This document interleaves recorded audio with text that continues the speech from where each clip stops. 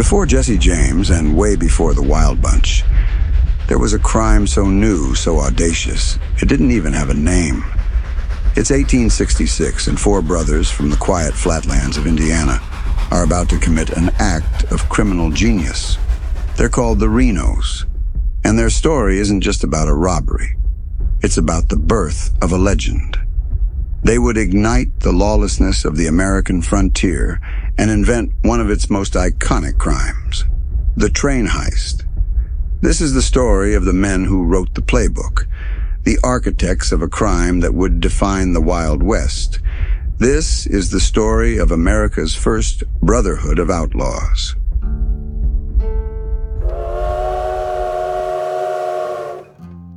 October 6, 1866. Imagine a world where the safest place for your money isn't a bank, but a train thundering across the country. Banks could be hit, stagecoaches were easy targets, but a moving train? That was a fortress on wheels, a rolling symbol of industrial power and security. In peacetime, no one had ever managed to rob a train while it was in motion. It was thought to be impossible. Then, on the quiet evening of October 6, 1866, the impossible happened. A handful of men didn't just steal money, they stole the nation's sense of security and created a myth that would echo for a century. An age of iron and chaos.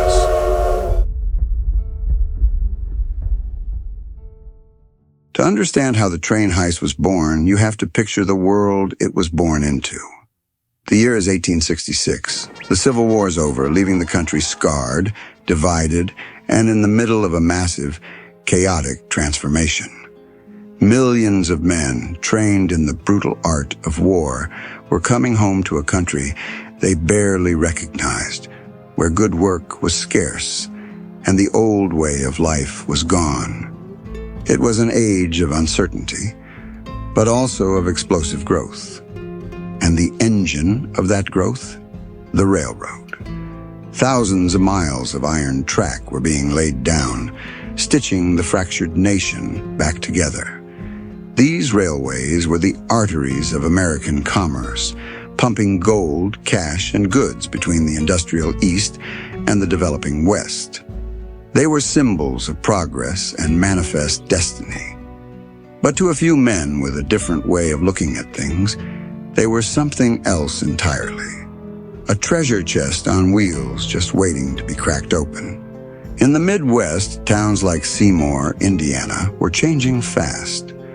Thanks to a local law, every single train on the Ohio and Mississippi Railway had to stop there, making it a critical junction. It was a place where worlds collided. Farmers, merchants, travelers, and of course, criminals looking to prey on all of them. Everyone thought trains were secure. They were fast, constantly moving, and had a crew. Local law was just a patchwork of small-town sheriffs, completely unequipped to handle organized crime. But in the chaos after the war, the old rules were being broken. The Reno brothers were about to prove that even a fortress on wheels had a weak spot.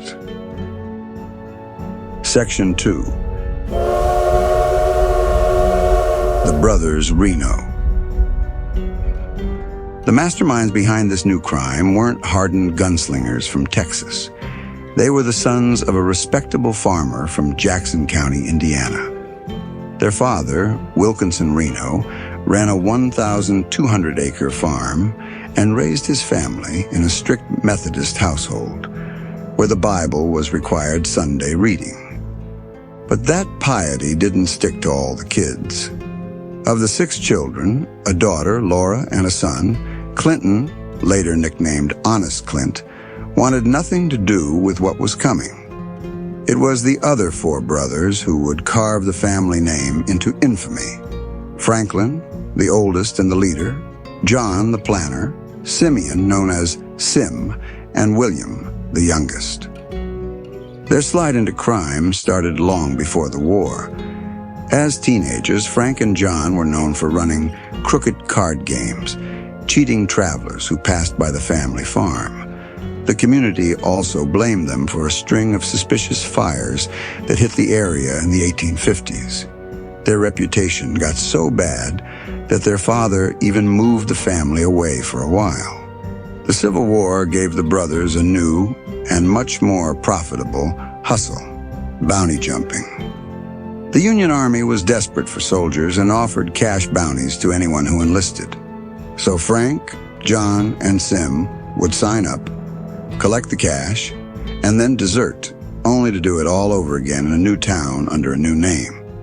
When the war was over, they came back to Jackson County not as heroes, but as seasoned criminals with a network of contacts.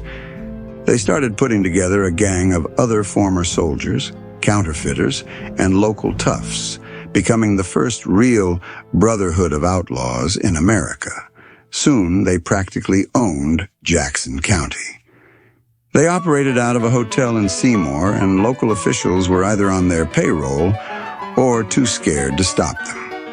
They robbed post offices and stores, and anyone who might testify against them had a habit of turning up dead.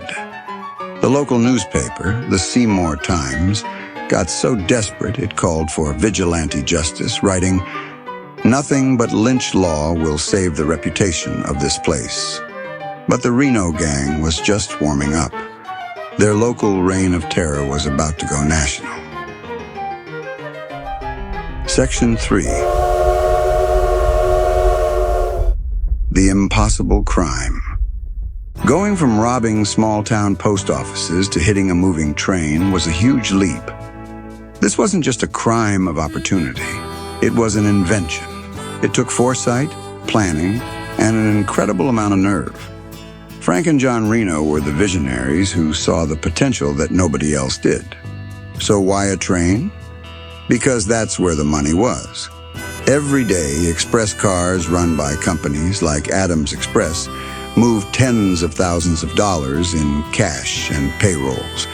It was consolidated, it was predictable, and if you could get to it, it was the score of a lifetime. 6 nice, clean, crisp $100 notes. A stagecoach might get you a few $100. A train's express car could hold a fortune. The Reno's genius was in spotting the train's weaknesses. They knew the trick wasn't to hit the train at a station full of guards, but to strike out in the middle of nowhere, between towns. Under the cover of darkness, a small group of men could take control, overpower the 1 or 2 guards, and work without being disturbed. Their plan for the first ever heist was a model of criminal thinking. The target was a train on the Ohio and Mississippi Railway, a line they knew like the back of their hand. They'd strike just a few miles outside Seymour, their home base, making for a quick getaway into friendly territory. Here's how it would work.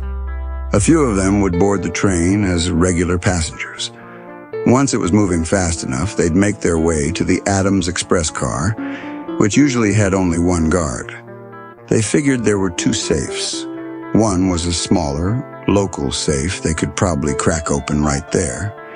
The other was a big, heavy through safe, carrying money from major cities. That one would be too tough to open on the train. The plan for that was simple and brutal. Unbolt it from the floor, drag it to the door, and shove it off the moving train. Down below, other gang members would be waiting with wagons to haul it away and crack it open later. This wasn't just a robbery. It was a coordinated, military-style operation.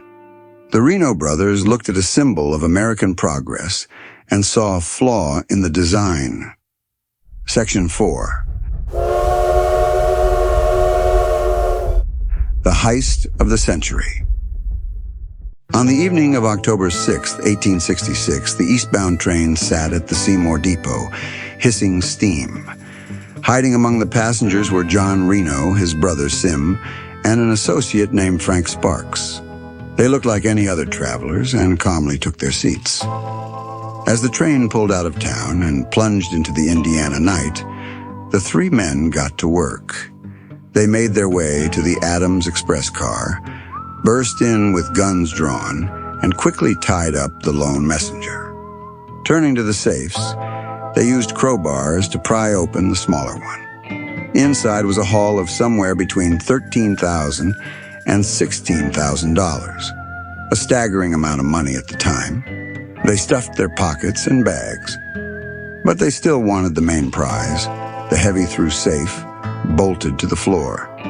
With a massive effort, they managed to unbolt it, wrestle the several hundred-pound iron box to the open door, and with one final shove, pushed it out into the darkness. Just as planned, it crashed down an embankment where Frank Reno and other gang members were waiting with the wagons. With the job done, John, Sim, and Sparks had to get away. They pulled the emergency bell rope, signaling the engineer to stop the train. As the locomotive screeched to a halt in the middle of nowhere, the three of them leaped from the car and vanished into the night before the confused crew and passengers even knew they'd been robbed.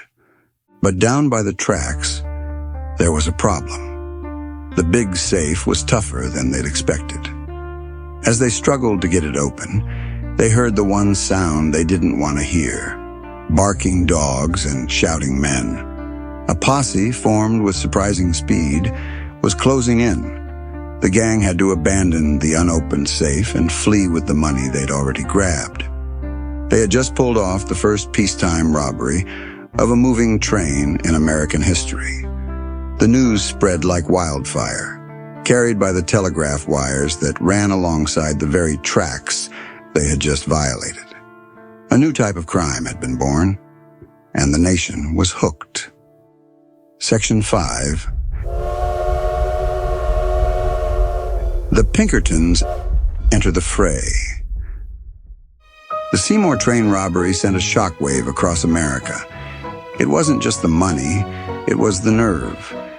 Newspapers from coast to coast ran sensational headlines about the brand new type of crime. The Outlaws had turned the nation's symbol of strength and security into a victim. The public was introduced to a new figure, the train robber, an outlaw for the industrial age. The local law enforcement in Jackson County was completely useless. Worse, the Renos had spies and sympathizers everywhere. Many officials were either bribed or too terrified to cross them.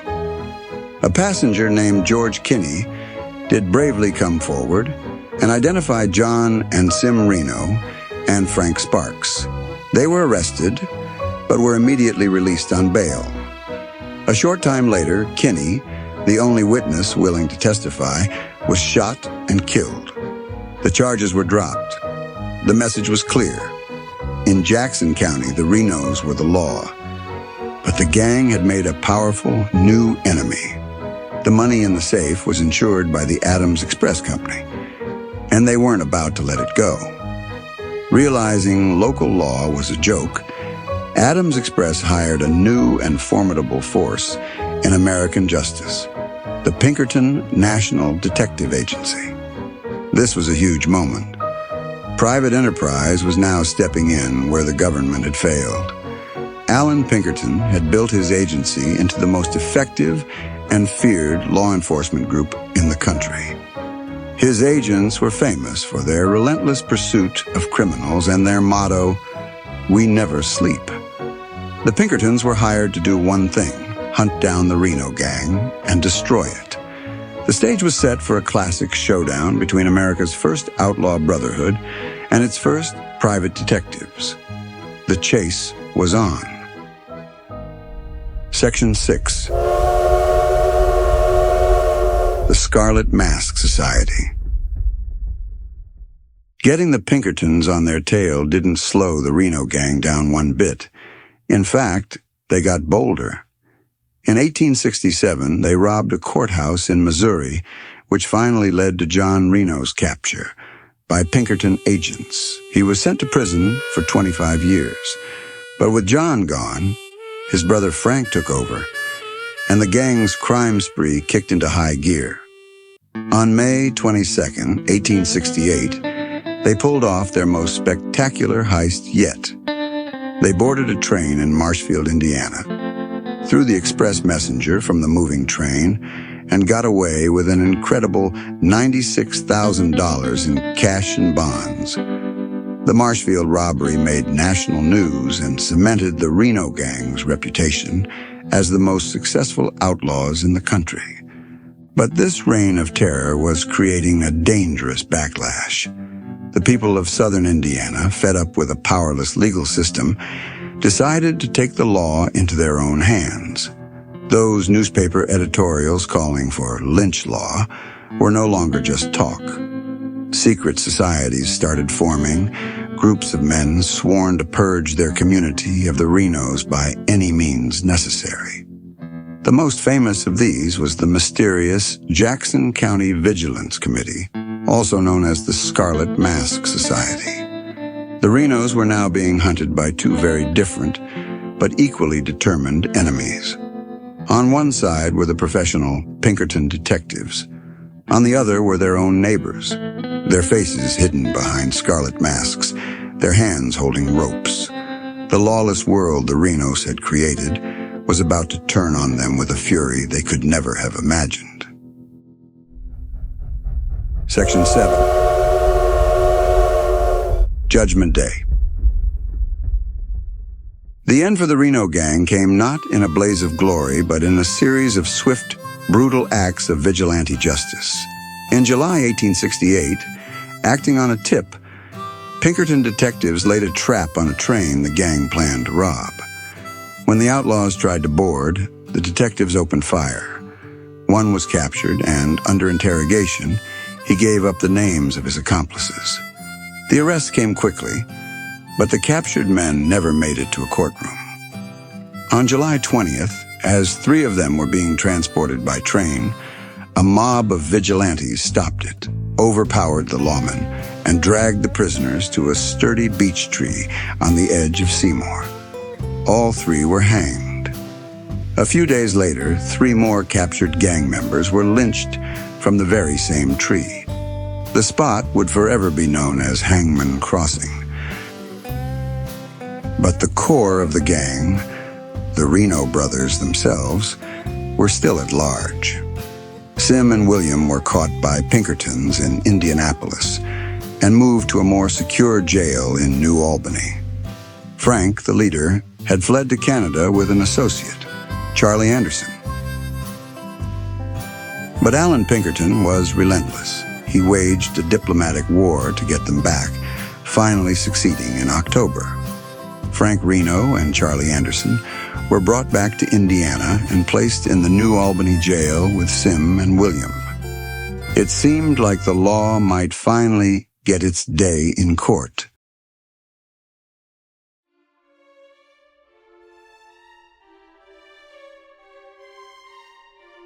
The Scarlet Mask Society had other plans. On the cold night of December 11th, 1868, a train carrying about 65 hooded men pulled into New Albany. They marched silently to the jail, overpowered the sheriff, and took the keys. One by one, they dragged the prisoners from their cells. Frank Reno was first, then William, then Simeon, and finally, Charlie Anderson. In the dim light of the jailhouse, the vigilantes delivered their final, brutal judgment. The four men were lynched right there inside the jail. The reign of the Reno gang was over, ended not by the law they had mocked, but by the lawless fury they had unleashed. The story of the Reno brothers ends with four bodies hanging in a jailhouse, but their legacy was just getting started. Though their crime spree lasted only a few short years, its impact was massive. Frank, John, Sim, and William Reno were more than just thieves.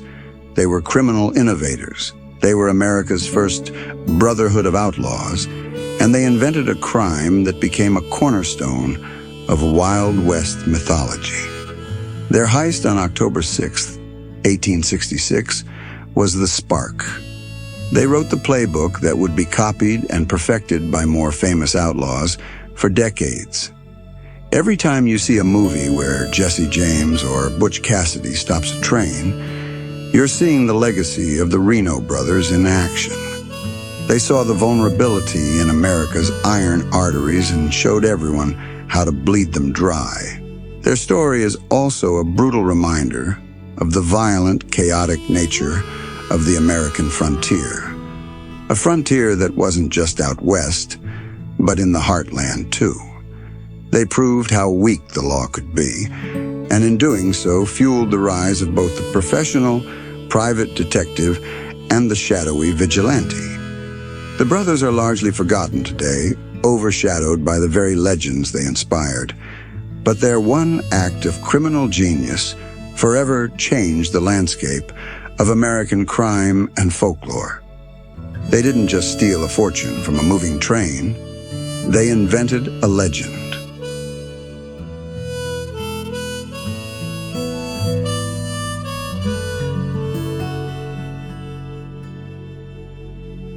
If you found this piece of forgotten history fascinating, be sure to subscribe and ring the bell for more stories of criminal genius and frontier justice. The history of American Outlaws is full of surprising twists. Let us know in the comments, who do you think was the most influential outlaw of the 19th century? Thanks for watching.